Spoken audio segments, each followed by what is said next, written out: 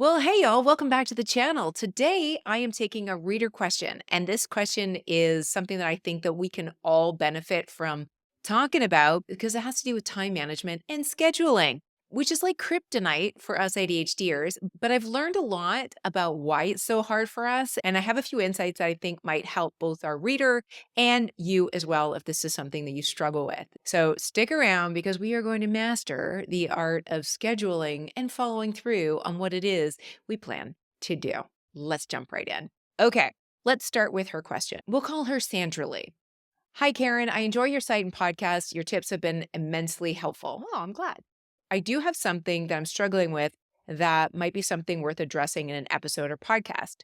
I do gig work to supplement my income as I work on building my art business. Because it's gig work, it's not scheduled, or I'm not necessarily working it when I'm scheduled as available for it.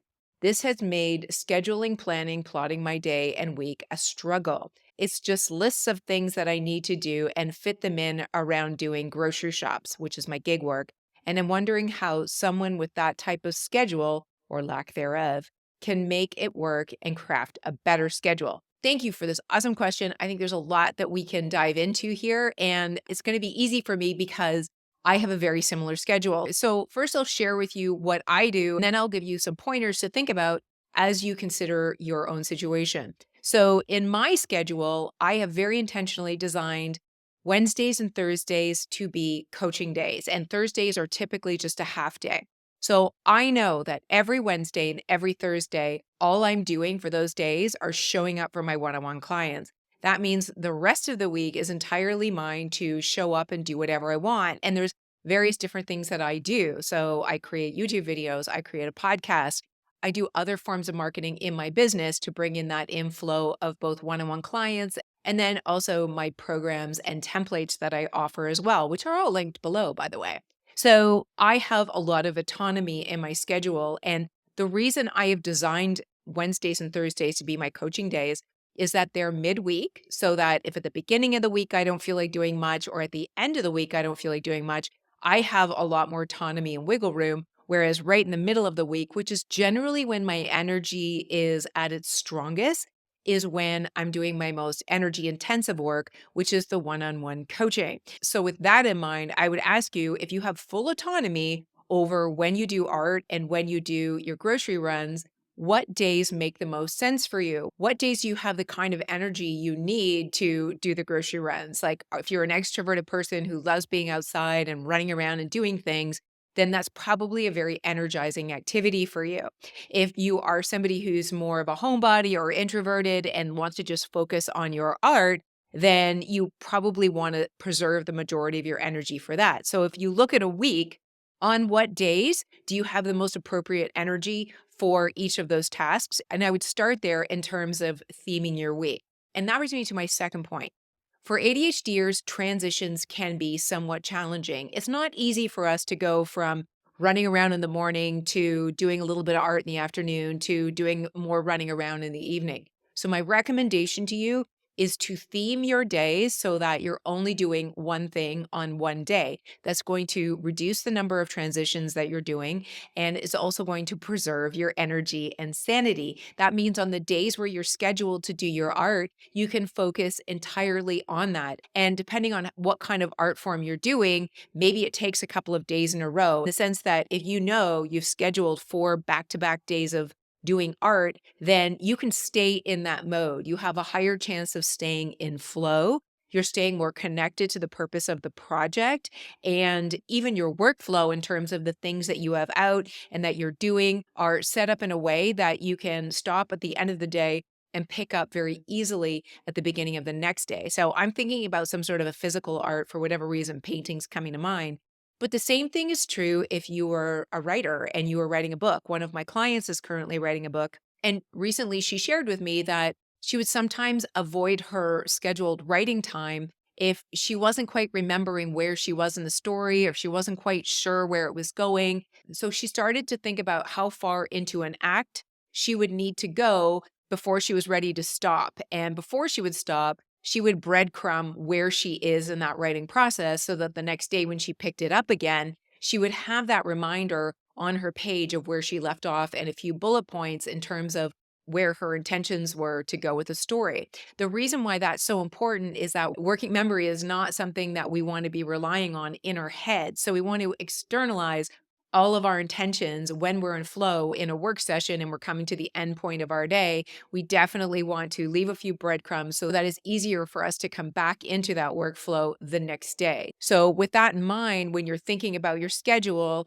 if I were you, I would be putting my work days together as much as possible and my art days together as much as possible. Now, you also mentioned that there's times where you're scheduled to work, but you don't actually have a job to do in the moment. So, what do you do with that time? Something I would recommend in that case is having a small list of low capacity tasks that you can do in the small moments in between gigs or when you have like 30 minutes or an hour to kill doing something. So, what I personally do in Notion is set up a bunch of tasks that are listed as green.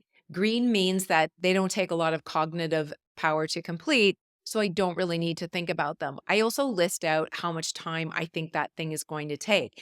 And if I've scheduled that task for, let's say, a Friday, but on a Tuesday afternoon, I have this block of time where I'm scheduled to work, but I don't actually have a gig, I would then look at those low capacity tasks that I'd scheduled for my potato day on Friday, and I would get them done there. This requires that you have a system set up where you're actually managing your tasks and you can shuffle them around from one day to the next. Like maybe you do an errand for yourself while you're waiting for your next grocery gig to come in. So this process requires some forethought and planning. And if you've been around my channel for a minute, you know that I am a huge advocate of both Notion for planning all of your things, but also a weekly ritual of planning your week in advance. I would recommend that you sit down once a week, usually on a Sunday, and map out on your weekly schedule what days are you going to be delivering groceries, what days are dedicated to art, and what are all the tasks that need to get done in that week. You want to highlight the ones that are low capacity that you can squeeze into during your times when you're scheduled to work, but you're not actually doing anything or you're waiting for something to happen, where you can be sitting in your car and knocking out those tasks or something like that. Keep that opportunity in mind while you're planning your week and your schedule. The other thing that I would speak to about this from personal experience is that you have to find the right method that works for you. So, when I first started getting into intentional productivity and planning my week, I tried really hard to do calendar blocking. So when you block off a little bit of time for this and a little bit of time for that. And I've done several videos talking about the art of time blocking in your calendar. And some productivity gurus will tell you that you should have everything blocked out in your calendar from the tasks and appointments that you're committed to the white space and free time that you want to have in your calendar as well. And with that said, every hour in your calendar is accounted for in some way. And I love that idea in theory, but it absolutely does not work for this girl. Because if I say to myself, on Monday, I'm starting work at 10 a.m. and I'm going to block the first 2 hours for video recording, and then I'm going to have lunch from noon to 1, and then I'm going to take the dog for a walk. And then I'm going to do editing in the afternoon. And then I'm going to start cooking dinner at 6 p.m. And then I'm going to watch the show at 8 p.m. I can have the best intentions of doing that, and it's a very balanced day, right? However, it doesn't account for the fact that my dog is sick and needs to go out every 30 minutes, or that I'm having a low energy day and I'm not able to get on camera and record, or the next door neighbor's landscaper is here and the leaf blower is making it literally impossible to record. There's so many things that happen in my day that it makes it very difficult and almost stressful for me to follow an exact schedule from hour to hour throughout my day.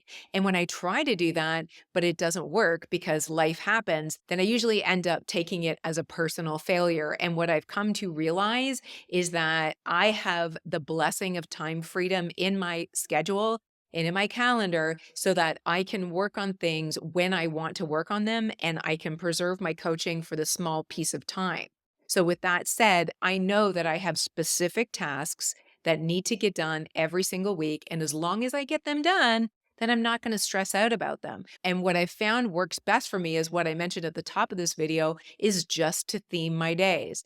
Monday is recording, Tuesday is editing. And then if recording doesn't happen on Monday, then it's going to happen on Tuesday. And hopefully I'm recording a week ahead of time so I have some buffer in that whole system. Maybe I need to work a day on the weekend, but maybe that gives me a Tuesday off to go run some errands when it's most convenient for me. So, in closing, what I would say is since you have this luxury of determining when it is you want to work and when you want to work on your art, I would recommend that you embrace that, be grateful for it because that is a wonderful thing, and use it to your advantage. Plan your weeks in advance.